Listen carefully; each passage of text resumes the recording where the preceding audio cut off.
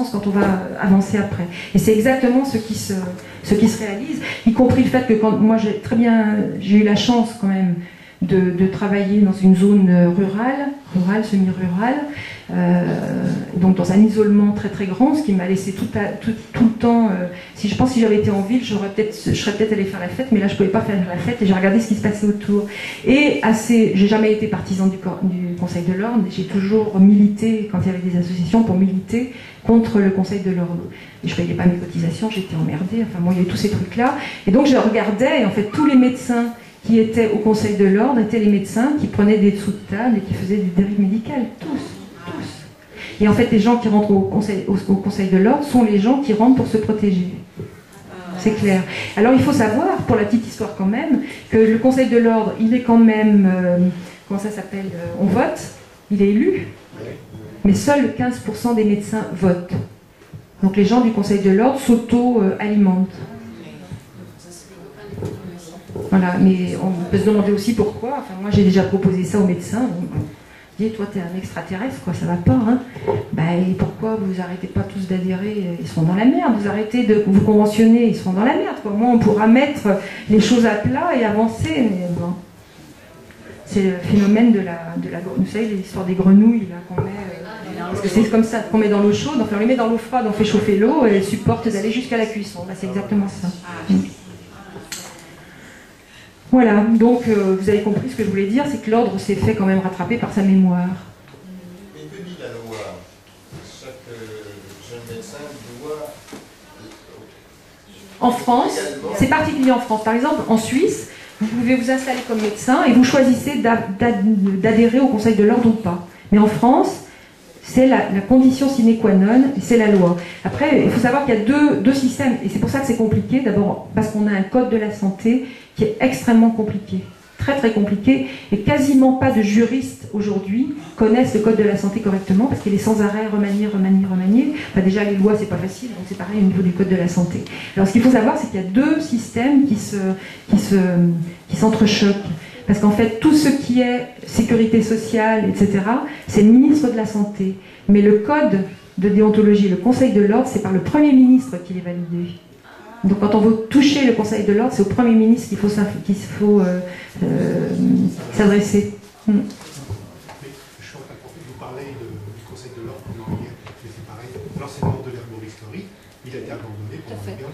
Oui, tout à fait. Et pour des idées aussi. Oui, tout à fait. Tout à fait. C'est pour ça, c'est vraiment pluridirectionnel. Hein. Mais en même temps, on voit bien qu'il y a une ligne constante qui est la même. Et c'est pour ça, pour moi, qu'on peut aussi allier les différents mouvements pour arriver à toucher à cœur. Voilà, donc comme je vous l'ai expliqué déjà, c'est le Conseil de l'ordre qui a donc décidé que c'était les laboratoires, parce que ça c'est récent, hein, malgré toutes les attaques qu'ils ont pu subir, ils continuent à dire que les laboratoires, connaissant bien les produits, quand on sait comment sont formés comment s'appelle les commerciaux des laboratoires, c'est des commerciaux quand même, il faut arrêter les conneries. Hein. Maintenant, ils n'ont pas de formation médicale, et la formation thérapeutique, on leur donne un raccourci, enfin, ils n'ont pas une formation, ils ont un discours commercial. Enfin, je veux dire, c'est pas possible, ça. Pas possible. Donc, c'est pas grave, on peut y aller avec les petites jupes, les apéritifs, les cadeaux, etc. Enfin, toutes choses qui ont été soi-disant interdites et qui sont toujours de mise. Hein. Il y a quand même de l'exemple de médecins, même quand ils sont conventionnés, qui sont quand même agacés maintenant, parce qu'ils sont assaillis permanemment. Oui, mais ils sont agacés parce qu'ils sont assaillis. Voilà. Là, il faudrait peut-être remettre en question, parce que pour moi, l'étape d'après, c'est ça, quoi. Parce que moi, j'en ai vu plusieurs, mais ils ne sont pas obligés de les prendre. Enfin, je veux dire, moi, je refuse les laboratoires, je les ai toujours refusés. Pourquoi ils disent oui? Enfin, moi, c'est ça qui me gêne. C'est après, on va être dérangé, mais ils sont acteurs aussi. Le problème, il est là. Hein. Voilà. Alors, il y avait eu un petit moment quand même d'éclaircie quand moi, je me suis installée en 79, début 79. Et en 80, le Conseil de l'ordre a parlé de l'ouverture de secteurs non conventionnés, enfin en mi-convention, je ne sais pas si vous savez ce que c'est. Donc il y a les médecins généralistes normaux, entre guillemets, enfin, donc qui sont les conventionnels. qui travaillent, qui sont remboursés totalement, dont les soins sont remboursés par la Sécu et qui sont payés au tarif conventionnel. Tarif conventionnel qui est aujourd'hui, je crois, à 23 €, si je ne me trompe. Ok. Secteur 1, c'est ça, hein, c'est convention secteur 1. Alors, donc il faut savoir qu'en fait, ça c'est le prix de la consultation est un arrangement et une discussion entre les membres du Conseil de l'Ordre et la Sécurité sociale, parce qu'en fait le Conseil de l'Ordre prône qu'il y a entre 4 et 6 clients par heure pour un médecin.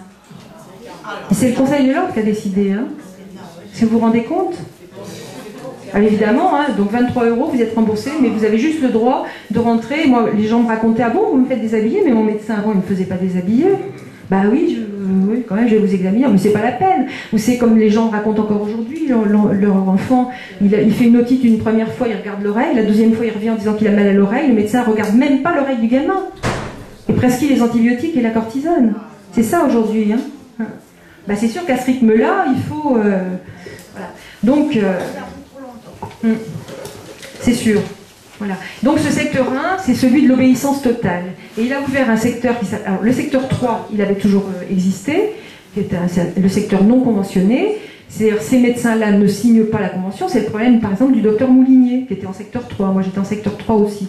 Donc on peut penser que ce secteur qui, du coup, prend le temps qu'il veut, le tarif qu'il veut, parce que c'est pas le tarif qu'il veut, mais il faut quand même arriver à vivre. Donc si on prend qu'un patient toutes les heures, enfin moi c'est mon cas, toutes les heures et demie, c'est clair qu'on ne peut pas prendre 20 €, c'est pas possible, il faut être réaliste quand même. Hein. Parce que la différence, c'est quand vous êtes dans le secteur 1, les 2/3 de vos charges de sécurité sociale sont payées par l'État.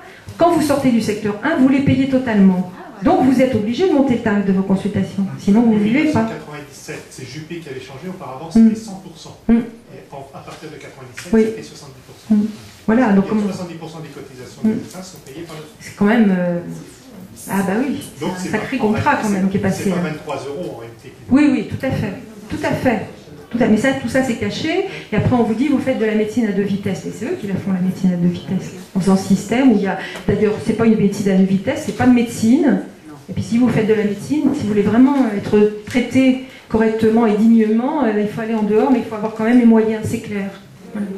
Dans certains pays d'Europe, le prix des consultations est beaucoup plus élevé qu'en France, enfin, quand je fais les soins à l'étranger, Oui. le prix des consultations, c'est pas 20 € dans les... Mais parce qu'ils n'ont pas accepté autant de compromission avec l'État. Hein. La France est encore un pays très particulier. Elle l'est par rapport au vaccin, mais elle l'est par rapport à tout le système médical aujourd'hui. Hein. Et pareil, le Conseil de l'Ordre, il n'y a pas un pays, il y a beaucoup d'autres pays dans lesquels il y a un Conseil de l'Ordre. Aucun autre Conseil de l'Ordre n'a l'attitude et s'arroge le droit d'aller juger les médecins comme le fait le Conseil de l'Ordre. Il faut vraiment quelque chose de grave. Enfin voilà. Il n'y a que le Conseil de l'Ordre en France qui s'est arrogé le droit d'aller juger ses pairs de cette façon-là. Hein. Voilà, donc ce secteur s'est ouvert en 80, ce secteur 2, où le médecin pouvait faire une majoration de consultation, majoration dont sur laquelle Touraine est en train de... Enfin, ça fait déjà quelques années hein, que c'était... Voilà, ils sont en train de revenir dessus, c'était déjà en suspens, il y avait eu un arrangement qui avait été trouvé avec Xavier Bertrand, et là Marisol Touraine vient de tout annuler. Donc, alors le problème c'est qu'effectivement on peut comprendre que dans le secteur 2 sont entrés des médecins spécialistes, mais sont rentrés, enfin je veux dire, il y a toujours eu des gens, il y a des bons boulangers, des mauvais boulangers, il y a des boulangers qui font vendre très cher un mauvais pain, on est bien d'accord, dans le milieu médical, il y a des bons médecins, il y a des mauvais, mais c'est pas l'apanage des médecins non conventionnels d'être des mauvais médecins, et celui des médecins conventionnels d'être de très bons médecins. Donc voilà, donc il y a des gens qui créent des dérapements, mais aujourd'hui avec le système informatique, il est très très facile de savoir qui dérape, et donc ça ne justifie absolument pas de prendre une décision qui va pénaliser tout le monde. Donc il faut bien comprendre que la pénalisation, elle a bien un autre but que de limiter des dépassements qui seraient abusifs. Mais il y en a, en tout cas sur la région parisienne, c'est sûr que quand même les tarifs des consultations, c'est... La Seine-et-Marne, c'est... Oh là là là là, ouais. Mais ça, ils s'en occupent pas. Je voudrais dire encore une chose. La décision qui a été prise en mars sur le secteur optionnel, c'est-à-dire que les médecins qui seront au secteur optionnel, oui, tout à fait. C'était déjà biaisé. Oui, oui. 30% en opposable et le reste, ils seront libres à condition de ne pas dépasser 50%. Oui. Mais le problème, c'est qu'on incitait, c'était pervers, c'était... Oui, tout à fait. Parce qu'en plus de ça, on disait, c'est les mutuelles qui paieront, et non Oui, la oui, Sécu. elles n'ont pas eu le choix. Et en plus de ça, c'était pervers parce que c'était un appel du pied aux médecins qui étaient en secteur 1 à passer en optionnel.